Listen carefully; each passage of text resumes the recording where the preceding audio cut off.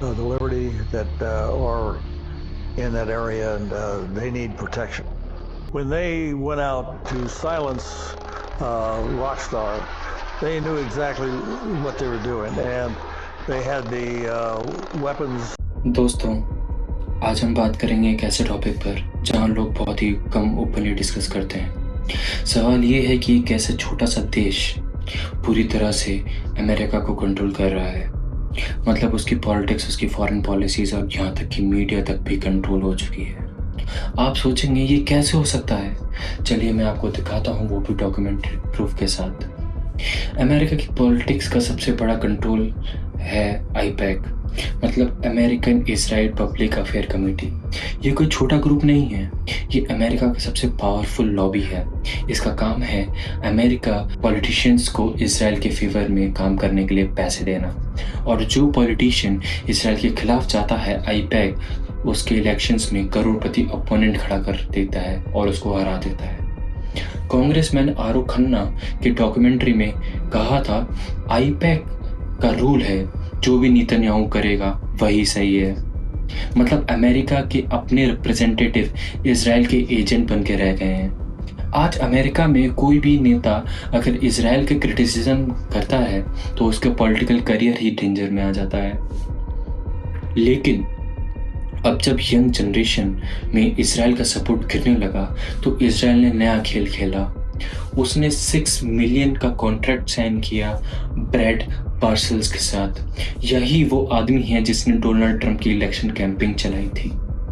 Israel ने कहा, हमें टिकटॉक, इंस्टाग्राम, यूट्यूब पर हर महीने 50 मिलियन व्यूज चाहिए। मतलब इजराइल ने अमेरिका के इन्फ्लुएंसर्स और एल्गोरिदम को रेंट पर ले लिया। हर दूसरा रील, हर दूसरा ऐप जो आप देख रहे हैं वो इजराइल के फेवर में है। इजराइल उसके पैसे दे रहा है। ये प्रोपेगेंडा नहीं, ये ऑपरेशन है। अब और नया वेपन है आर्टिफिशियल इंटेलिजेंस, जैसे chat GPT, Google Gemini, Elon Musk का ग्रुप।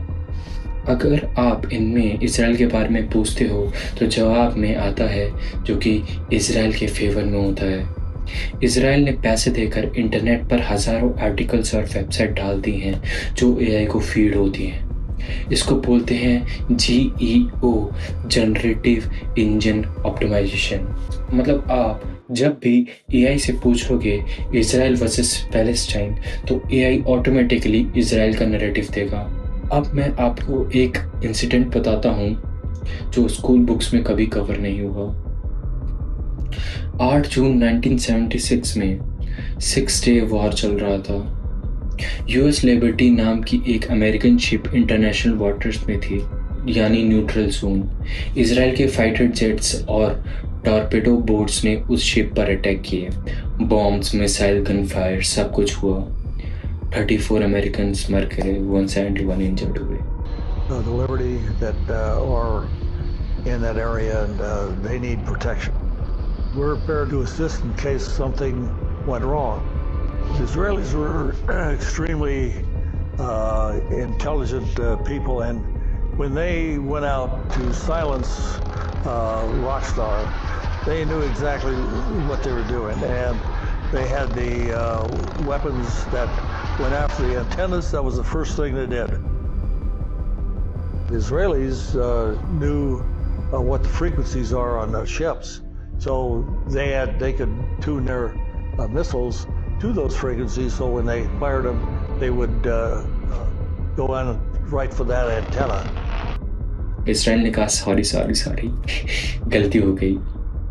हमें लगा कि इजिप्टियन शिप है, लेकिन जो सेलर्स बचे उनका कहना है मौसम साफ था, शिप पर अमेरिकन फ्लैग क्लियरली विजिबल था, आइडेंटिफिकेशन मार्क्स भी थे। तो टॉप यूएस ऑफिशियल्स भी मान चुके हैं कि ये जानबूझकर हुआ। एडमायरेबल थॉमस मोरर ने कहा, I have never believed it was a mistake, that is ridiculous. और अमेरिकन ने क्या किया? कुछ नहीं। अब आप सबने सुना होगा एप्स्टीन, वो बिलियनर जो सेक्स ट्रैफिकिंग के केस में था और मिस्टीरियस तरीके से उसने सुसाइड कर लिया। लेकिन मीडिया ने वो बात नहीं बताई जो सबसे इम्पोर्टेंट है। एप्स्टीन का इजराइल से कनेक्शन 2026 में हाँ अभी यूएस डिपार्टमेंट ऑफ जस्टिस ने मिलियंस नए डॉक्यूमेंट रिलीज़ किए और उन डॉक्यूमेंट्स में जो सामने आया वो दुनिया हिला देने वाला है। पहला कनेक्शन, इप्स्टीन ने पैसे दिया इजराइल के ग्रुप्स को। उसने friends of Israeli defence forces को $25,000 दिए। उसने यूएस नेशनल फंड को $15,000 दिए।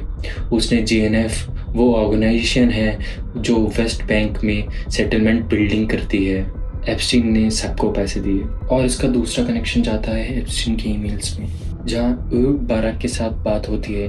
एक ईमेल में एप्स्टीन ने मजाक में लिखा, you should make clear that I don't work for Mossad. ये वो मजाक है जो असलियत छुपाने के लिए करते हैं। बाराक खुद एप्स्टीन के साथ बिजनेस पार्टनर था, एक स्टार्टअप में इन्वेस्ट किया था जिसके नाम कार्बाइन था, जो इजरायली सिक्योरिटी सेक्टर से कनेक्टेड है। और सबसे खतरनाक बात, ये सब मिला के क्या पिक्चर बनती है। एप्स्टीन एक हनी पॉट ऑपरेशन था, मतलब उसके पास दुनिया भर के पावरफुल लोगों के साथ कंप्रोमाइजिंग मटेरियल था, वीडियोस, फोटोज, ईमेल। ये ब्लैकमेल नेटवर्क था। ये नेटवर्क इसराइल के लिए काम कर रहा था। एप्स्टीन उन लोगों को फंसाता जिनकी पॉलिटिशियन पावर ज़्यादा थी और इसराइल के पास उनका कंट्रोल हो जाता था। आप सोचिए, अगर इसराइल के पास अमेरिका के प्रेसिडेंट, सेनेटर्स, बिलियनर्स के सीक्रेट्स हैं तो वो उन्हें किस हद तक ब्लैकमेल कर सकते हैं। ये कोई कॉन्स्पिरेसी थ्योरी नहीं है दोस्तों, ये यूएस जस्टिस डिपार्टमेंट के डॉक्यूमेंट्स में है। ये दोस्ती नहीं है, ये कंप्लीट कंट्रोल है। इसराइल के पास अमेरिका की पॉलिटिक्स, मीडिया, टेक्नोलॉजी और यहाँ तक कि कॉम्प्रोमाइजिंग सीक्रेट्स पर भी ग्रिप है। सवाल ये नहीं है कि क्या इसराइल अमेरिका को कंट्रोल करता है, सवाल ये है कि अमेरिका इस कंट्रोल से आज़ाद हो भी सकता है या नहीं। जब इसराइल के पास अमेरिका के पॉलिटिशियंस के सीक्रेट्स हैं एप्स्टीन जैसे नेटवर्क के थ्रू, तो आज़ादी का सवाल ही नहीं उठता। वीडियो देखने के लिए शुक्रिया। अगर आपको ये वीडियो पसंद आया तो प्लीज़ लाइक, शेयर और सब्सक्राइब करिए और अपने राय कमेंट बॉक्स में देना बिल्कुल भी ना भूलिए। आप टिल देन मिलते हैं नेक्स्ट वीडियो में। Bye bye, take care, Radhe Radhe.